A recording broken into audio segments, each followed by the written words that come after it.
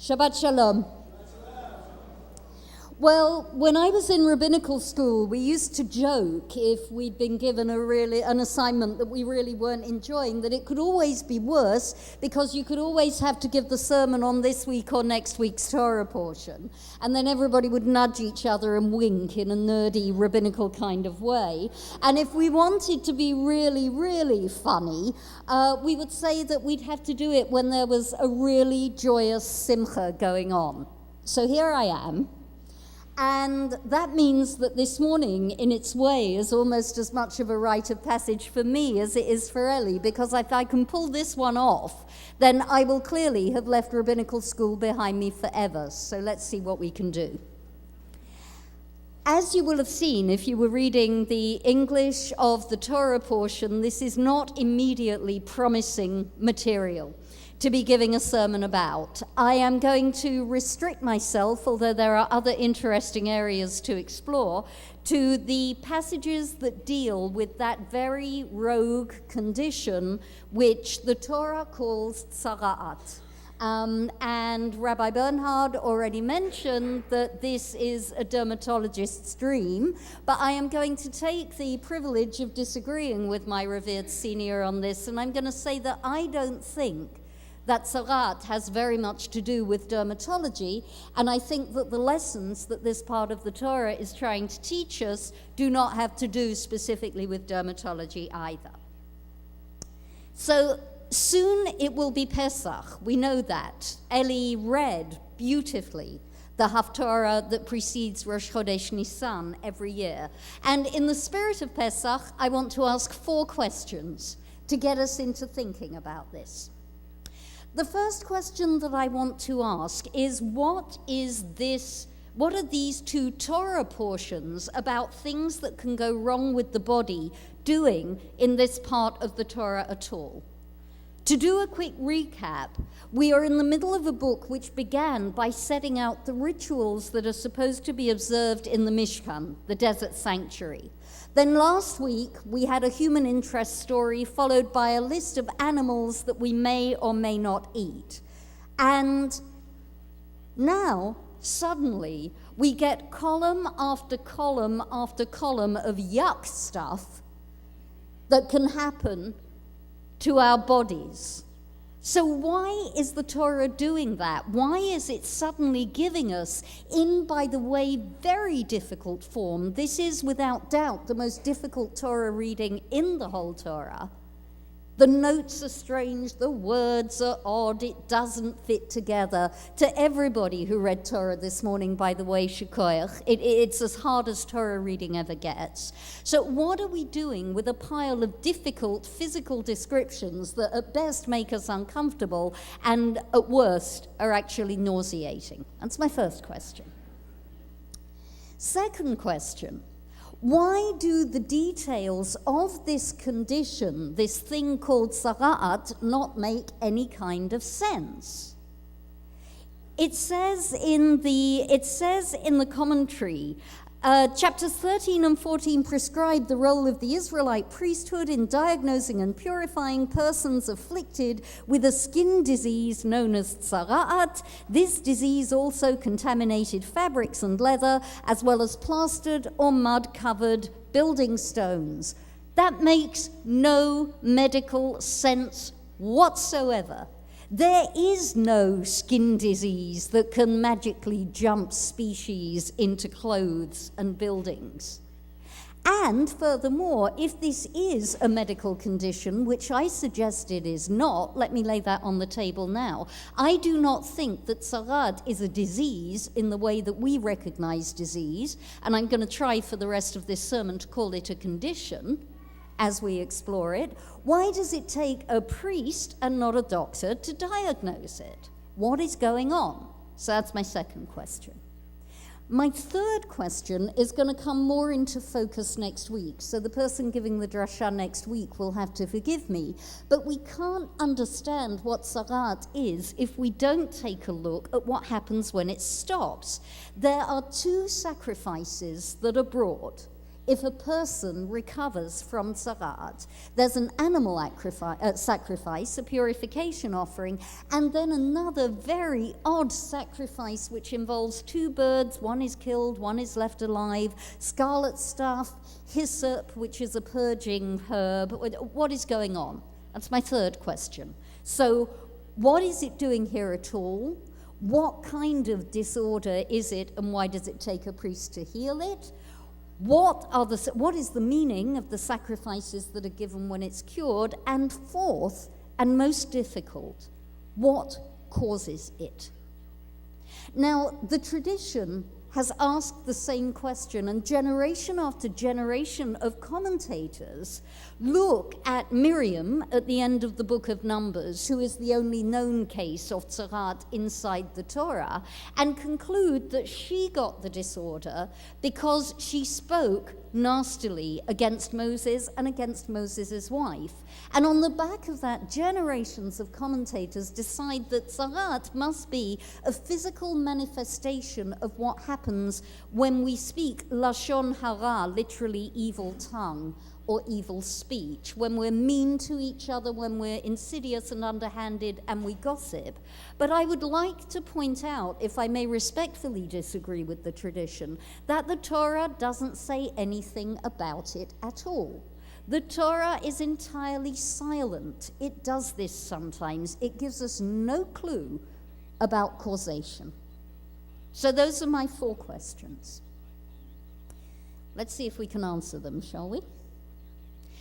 Those of you who were here when I was giving a series of 3 linked sermons towards the end of the book of Exodus will remember me arguing that if we read those texts on the surface level, and if we do that, they look like the instructions for a complicated piece of IKEA furniture.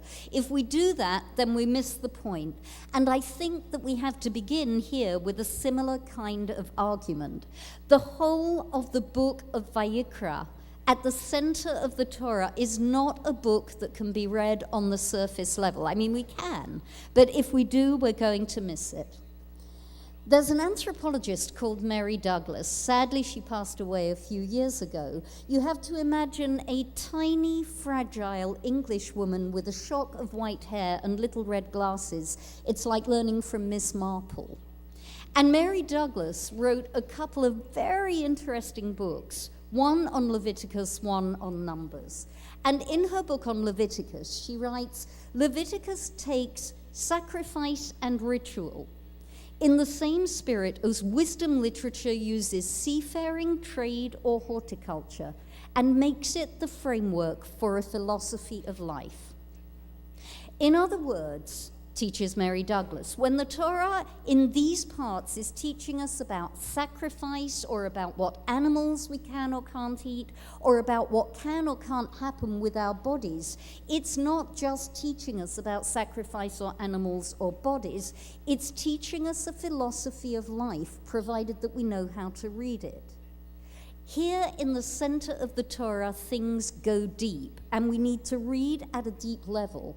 And everything that we read stands for at least one other thing as well. And Douglas says very pithily, the analogies are complicated because the idea is complicated. And she's right. The center of the Torah is for grown-ups, and it's complicated.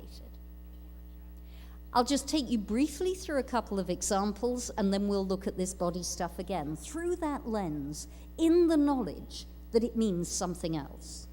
The sacrificial rituals, she argues, are all about what is covered and uncovered, and what gets sacrificed and what gets left behind. And the unwritten lesson there, the one that we have to dig for, is about the form and the order of creation. And the distinctions that we make between what we may and may not eat are to teach us something about what life is like, how it grows, how it teems, how it dies, and what we may or may not incorporate into our own lives. And the material that we read this week and next week is there to teach us a very fundamental and mysterious truth about the bodies in which we live. And that is the answer to my first question, I think. What is this body stuff doing here? Because it is using the body as a model to teach us one of the truths about life. And that truth, if I may quote Neil Simon, who put these words into the mouth of Richard Dreyfuss, one of my favorite actors, in The Goodbye Girl, which is an old movie, but if you haven't seen it, you should. My body is a temple, and I am worshipping it. Think about it for a moment. When we are being told in such detail about how a body can go wrong, and when it is brought to our attention what happens in great detail when what went wrong goes right, how can we not be reminded to marvel at the intricacy, at the wisdom, and at the mystery of how we are made? I want you to take a moment, please. I want you to just sit quietly and notice that you live in a body.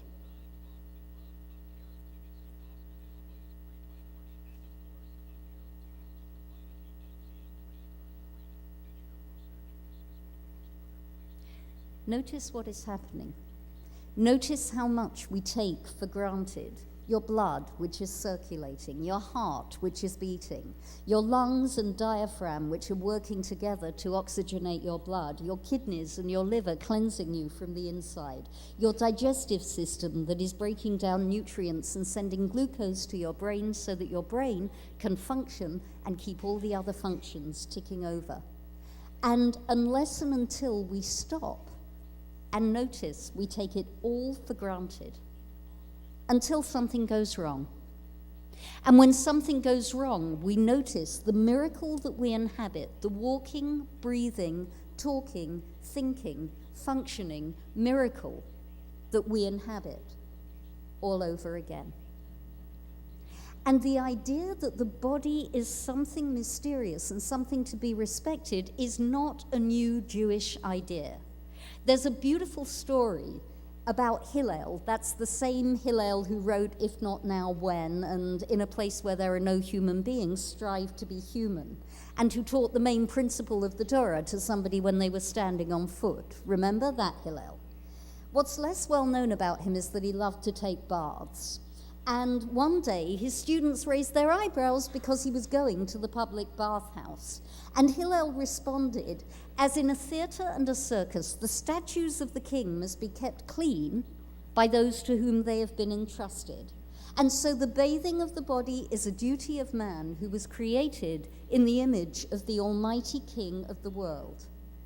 To take a bath, to look after your body, is to perform a mitzvah.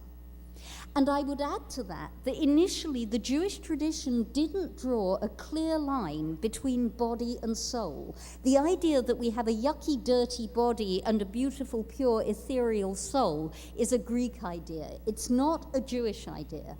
In Judaism, the body and the soul are inextricably linked together. The nephesh, the life force, also stands for blood.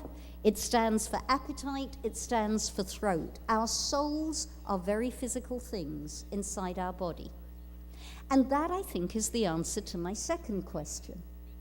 When you have a soul and a body which are inextricably linked, then when there is disorder in the body, there is necessarily disorder in the soul. And you need a Kohen, not a witch doctor, a Kohen. A priest who can understand the language of the soul, who can minister to both the soul and the body. Because otherwise we run the risk of treating our bodies like we all too often treat our cars. We wait until they go wrong, and then we take them into a mechanic and say, crawl underneath my car and fix it. And the mechanic crawls under the car and fixes it, and it lasts until the next time it breaks down. But that isn't the way that we should be dealing with physical disorder. When it comes to disorders of our body and our soul, we need priests. We don't need mechanics. And there's a similar answer to my third question. Why is the ritual after the body has healed so complex? Well, now it makes sense. You have two sacrifices. You have an animal sacrifice representing the body, and you have a bird flying free representing the soul, because when both are in disorder, both need to be healed. In our prayer for healing, we pray for refuat nefesh u'refuat haguf, healing of the spirit, healing of the body. The two are inextricably bound together, and when we heal, we notice once again the miracle of our body and the miracle of the sacred connection. Which leaves me with only one question. What causes the disorder? What goes wrong? And I want to say here very, very clearly that I do not think that the lesson of this and next week's Torah portion is that when we get physically sick, it's because we did something spiritually wrong. We are not talking about disease, because the language is not clinical. The language is metaphorical. We're not talking about disease, we're talking about disorder. So let me volunteer an explanation of what causes the disorder. And before I do that, I need to ask you a question. Hands up, please, those people who have a regular physical practice of any kind.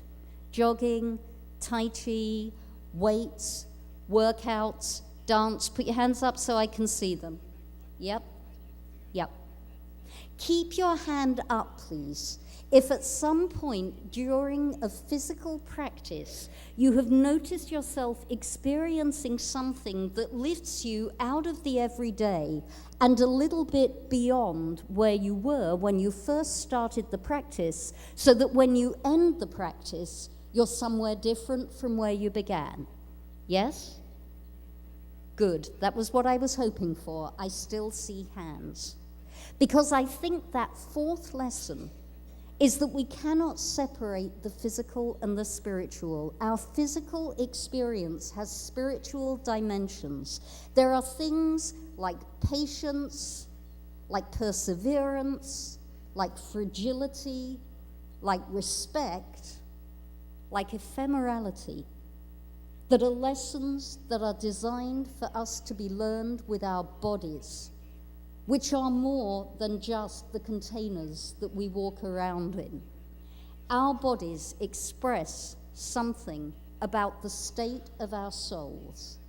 And I want to suggest that when the connection between our bodies and our souls are in disorder, that the breach of that connection manifests itself as equivalent disorder in our lives.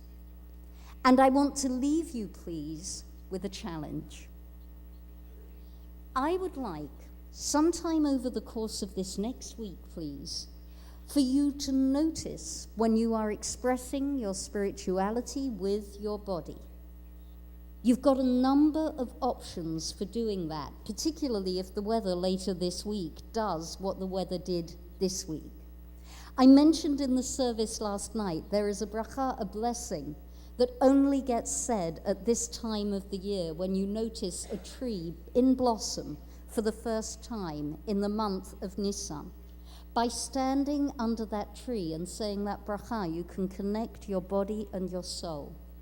Everywhere we look in our busy, busy lives, there are places where we can reach outwards and upwards and inwards from our bodies.